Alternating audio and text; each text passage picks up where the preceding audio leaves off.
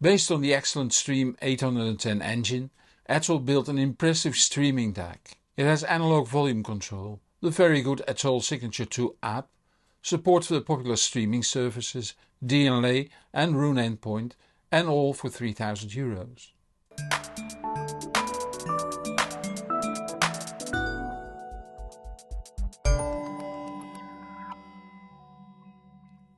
Streaming DAC is now the fashionable moniker for a digital to analog converter with integrated network player that plays internet radio, streaming services and locally stored music files. In many cases, like here, also a volume control is available, so that only active speakers or a power amplifier with passive speakers would suffice. Let's see where the ST300 Signature finds its place in a stereo.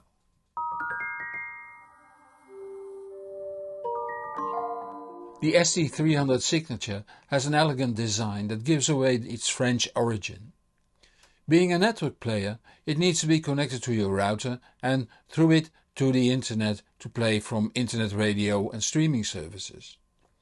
If you have music stored on your computer, you need to install either a DLNA server program like Minim Server or the Rolls-Royce amongst music playing software Roon Server. The analog outputs of the ST300 Signature need to be connected to the analog inputs of an amplifier or power amplifier over either RCA or XLR cables. The amp in turn is connected to a pair of loudspeakers unless you want to use headphones. These can be plugged in directly in the ST300 Signature. The controls on the front or the infrared remote together with the color display lets you browse sources and select music. That can also be done using the Atoll Signature 2 app on an Android or iOS device. If you still own a CD player, that can be connected over SPDIF or Toslink so you can enjoy the higher quality of the Atoll DAC. The digital sound output of a TV, game console or DVD player can be connected over a Toslink optical cable. Flat screens usually offer a rather low audio quality and this way you can improve that considerably. Instead of an amplifier with passive loudspeakers, you can connect a pair of active loudspeakers over analog XLR or RCA or digitally over SPDIF.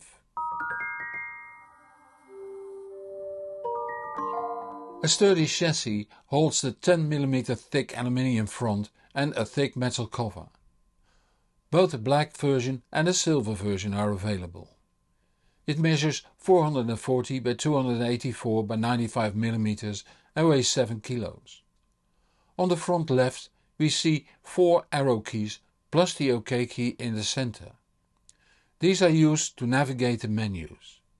A USB-A socket accepts thumb drives and other USB storage devices holding music. In the middle the 5-inch TFT display that alternatively shows menus or music playing. Further to the right we find a 3.5mm jack to connect headphones to. Then the volume down and the volume up keys. The ST300 Signature can be put in standby using this key. A small LED indicates the status. The supplied infrared remote lets you control the ST300 Signature from your chair, although using a smartphone or tablet running the Atoll Signature 2 app is even more comfortable. On the rear we find the power switch. Normally you use the standby key on the front when the device is not in use. Next to it the IC mains inlet, the Bluetooth antenna, a second USB-A port for storage media, the network connector and the Wi-Fi antenna. There are 4 digital inputs, 2 SPDIFs on RCA and 2 optical on Toslink. Digital outputs are available too, 1 SPDIF on RCA and 1 optical on Toslink. The 12V trigger output can be used to switch on a power amplifier. There are 2 stereo analog inputs, input 2 and input 1. The analog outputs are available single-ended on RCA and balanced on XLR. Inside we find 3 transformers, 1 regular 3VA transformer and 2 10VA toroidal ones. Next to it a comprehensive battery of voltage regulators and in total 69,000 microfarad of charge in candle electrolytic capacitors below the silver foil. A Motorola microprocessor takes care of the household jobs like display and the knobs on the front. Against the back the digital interfacing can be found with the piggyback blue board holding the Stream Unlimited Stream810 streaming engine that also does Bluetooth 4.2 BLE, Gigabit Ethernet and 802.11 ABGN&AC Wi-Fi. The NXP IMX7 dual audio CPUs handle the streaming. The digital to analog conversion is done by two Burr Brown's PCM 1792s. They are configured to accept up to 192 kHz 24-bit PCM and DSD 64 and 128. Then we come to the analog audio where four 4.7 microfarad ESA series Clarity Cap audio polypropylene film capacitors are notably present. The two balanced channels are easily identified and they are fully discretely built in Class A mode. After starting up the ST300 for the first time, you start up the network setup routine that lets you choose between wired and Wi-Fi connection. After that the ST300 Signature is directly usable. When you choose the analog inputs, the signal remains analog throughout, including the relay-based analog volume control. The latter also works for digital sources. Since using the ST300 Signature, like most network players, is best controlled using a smartphone or tablet, I will show you how it is used with the Atoll Signature 2 app on iOS. An Android app is also available. When started up, the app shows the last function used. In this case the internet radio page that shows my favorites, all Dutch stations of course. Let's select Radio 2 and go to the Now Playing screen where under the station logo on the left the playing track is displayed. Lambada by Kaoma. On the other side in very small print the file type, sampling rate and bit depth is shown. Along the bottom there is a long slider to set the volume, here set to 100%. Let's go back to the radio page where we can look at the history, recommendations, local stations, popular stations and for instance high quality stations, like the Link Classical. The file specifications on the right look identical since the higher bitrate is not shown. Podcasts can be played too. I have defined 3 favorites here. Simply tapping one shows the edition to choose from. Playing music from Tidal is just as easy, provided you are subscribed. For instance, here are the Tidal playlists. The same goes for other services like Qobuz, here showing my playlists. To use a Bluetooth source, you simply pair it here. Music on your computer or NAS is available if you have a DLNA or UPnP AV server running on it. I have 3 Synology NASes that show their DLNA server here, but I also have installed Minim server on all 3 since it handles music better than the average DLNA server. Let's use Minim server on the Syn8T NAS, a very cheap and simple €100 Synology DS119 single drive model with a €100 3TB spinning drive. Let's search for Peter Gabriel.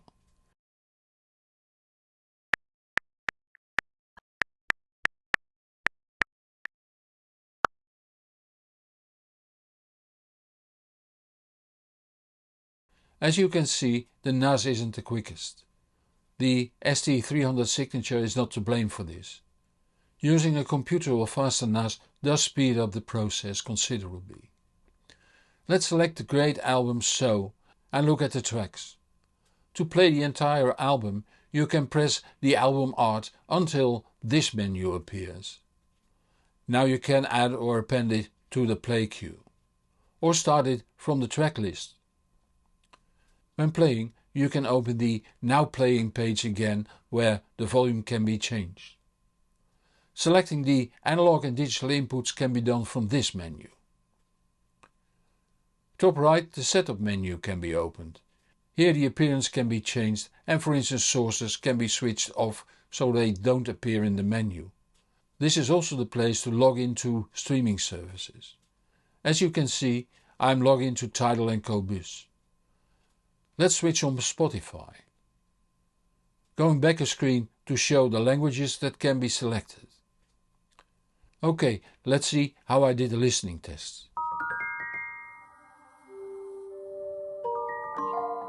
I started off in my setup 2 where the ST300 Signature was connected to the Opton Audio Ether Region switch with Opton Audio Ultra Caps 1.2 power supply over a Cat6 patch cable. The Ether Region is further linked to the central switch on the 3rd floor where the NASes and the Roon ROG server are connected. There also is a connection to the TP-Link Deco M4 mesh network. The analog outputs of the ST300 Signature are connected to the Marantz PMKI Pearl Lite over Siltec London RCA cables. The Marantz drives the Acoustic Energy Radiance 1 loudspeakers connected over Kimber 4PR loudspeaker cable. They are supported by the REL T5 subwoofer that is connected to the loudspeaker terminals on the Marantz using the cable that came with the sub. The Atoll app ran on a 2nd generation iPad Pro. The equipment was housed in a target rack.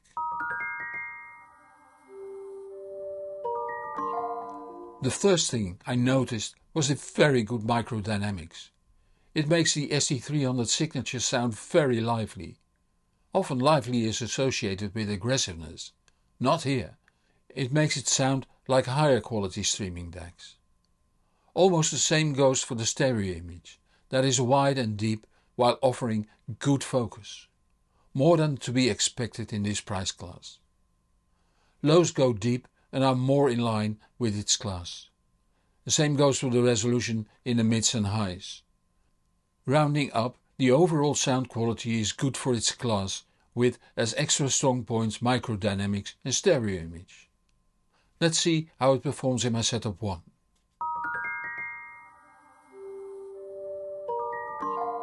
In setup 1, the ST300 Signature was connected to the Air Acoustics AX520 over Grim Audio SQM XLR cables.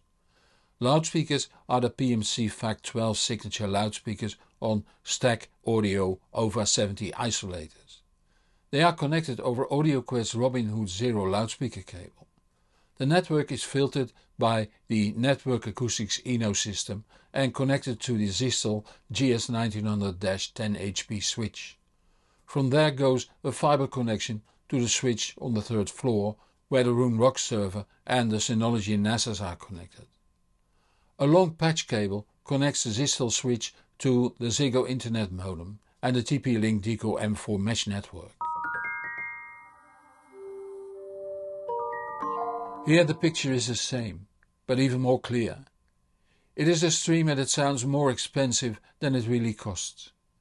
That is mainly due to its excellent microdynamics, although also makes it an immersive experience that masks a bit the resolution that is fine for a €3,000 streaming DAC, while the microdynamics and stereo image is more like that of a €4,000 to €5,000 streaming DAC. In short, sound-wise, a strong competitor in this price class.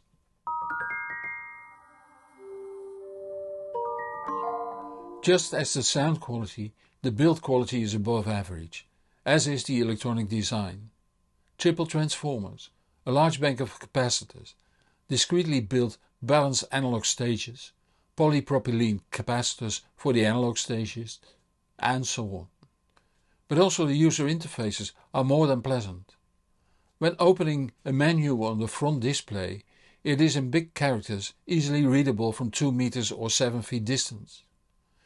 The infrared remote is also included. The best way to operate the ST300 Signature, at least to my taste, is using the Signature 2 app on a tablet. From using tens of DLNA apps, I have learned it must be difficult to design a DLNA app to function comfortably. That is why I almost always switch to the paid Glider app. The Atoll Signature 2 app shows that it can be done very well too. I have mainly used Roon, but certainly could live with the Atoll app, combined with a minim server running on a mid-class NAS or computer, or combined with one of the streaming services it supports. For Roon users, you can keep using Roon while your kids can play Spotify on the same hardware. Which brings us to the end of this video. As usual, there will be a new video next Friday at 5 PM Central European Time. If you don't want to miss that, subscribe to my channel or follow me on Facebook, so you will be informed when new videos are out. Help me reach even more people by giving this video a thumb up or link to this video on the social media. It is much appreciated. Many thanks to those viewers that support this channel financially. It keeps me independent and lets me improve the channel further. If that makes you feel like supporting my work too, the links are in the comments below this video on YouTube. I'm Hans Beekhuizen. Thank you for watching and see you next week. And whatever you do, enjoy the music.